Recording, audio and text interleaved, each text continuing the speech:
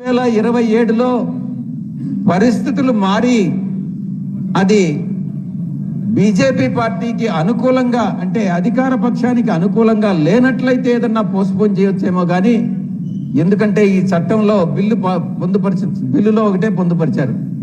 ఆ డేట్ అనేటటువంటిది ఎప్పుడు అమల్లోకి వస్తుందన్నటువంటిది భవిష్యత్తులో ప్రభుత్వం నిర్ణయిస్తుంది అన్నటువంటి విషయాన్ని వారికి అనుకూలంగా లేకుండా పోస్ట్పోన్ చేస్తారేమో కానీ తప్పకుండా 2027లో మనకి ఎన్నికలు వస్తాయి. కానీ సాధారణంగా కానీ చూసుకుంటే జూన్లో రావాలి 2027. కానీ నా యొక్క ప్రెడిక్షన్ జూన్లో రాకపోవచ్చు, సెప్టెంబర్లో రావచ్చు అన్నటువంటిది నా యొక్క అంచనా.